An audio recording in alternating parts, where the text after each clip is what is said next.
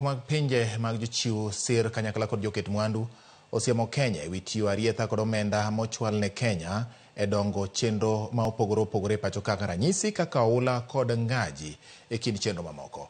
Kagitimo romo e kar jot mar jalup jatend piny boma ma Nairobi, gikoni ler ewi kaka itiyo kod sir mimiyo Kenya ok oyangore malong'o kata bed ni omenda makore lach to ichwalo pacho ka kod pinje gi joket mwandu mamoko. Walter Nyambaga miyowa ler. E kinde romo mane okelo kanyakla riwruok mag pinje, joket mwandu kod jochiw sir buora ne piny Kenya. Romo mane otelie kod jalup jatend piny Rigathi Gachagua e kar jot mare ma Karen e boma ma Nairobi. Viongozi ka ema joket mwandu go oko ne Kenya ni ok osetiyo makare kod omenda michwalo negi e tieko chenro mag dongruok mowinjore ketie ler malong'o kaka otigo to kod omenda ma onge juogo nyinyo kuomgi. Kanyakla kod mago ma ijuogo nyinyo kuomgi. Magikoni onge ler malong'o. What we see in the development partner landscape is a real variety of different forms of engagement and, critically, scales of engagement.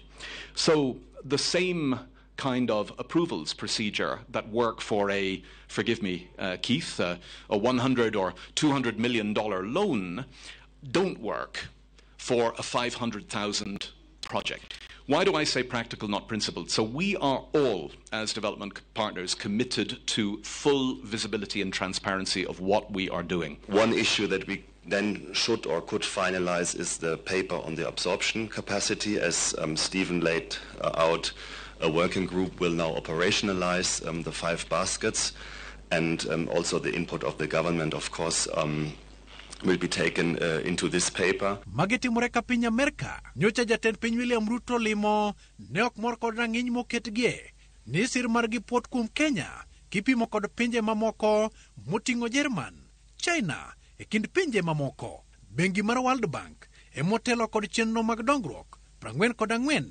man kod sir mar omenda maromo $1 trillion kiluwe kod pinje mago mag Asia man kod chenro 41 maka pesa maromo bilion 548. Pinyno mar Ulaya bende siro Kenya kod chenro 61 madhi gi bilion 450 e kinde ma Africa Group ni kod chenro mag sir maromo 58 maka bilion 280. Riwruogno mar pinje mag EU kokale bad bengi mar EIB ni kod chenro 20 madhi kod bilion 80. Riwruog pinje mar UN bende siro Kenya kod chenro 26 maka bilion 50.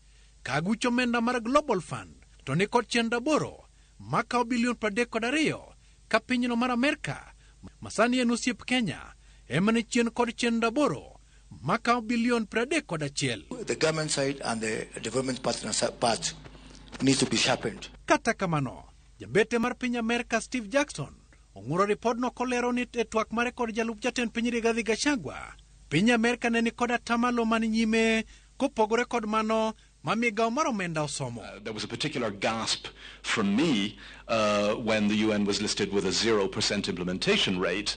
In this very tent, just a few weeks ago, with the Deputy President, we reported an implementation rate of 86%. And the discrepancy there, of course, is that the majority of the work that the United Nations does with the support of the partners in the whole is quote-unquote off budget. And I think the same, David, where are you, for the United States? 0%. I don't think Congress would love it if you were at 0%. Joket mwandu go wacho ni sirikal mamalo to kod mano mar counties okaw ting' mar omenda mochwal negi mar chwalo dongruok kaka mago mag oula ke to kod masira mokel kod koth makoch magichwe gi chwalo lai mamoko gino manenore kaka mibadhi mokwako chopo kare chenro go to kod pinje maoko. For our funds that have been expended in this great country, again on the mechanism to build resilience so that we can be better prepared to deal with the negative effects of climate change. This paradigm shift that's seeing us move away our focus from essentially managing disasters to managing risk. And I think maybe just in terms of the National Disaster Risk Management Bill, I think it would be interesting and opportune to see how maybe in this particular conversation we could look at bringing... Walter Nyambaga, Ramogi TV.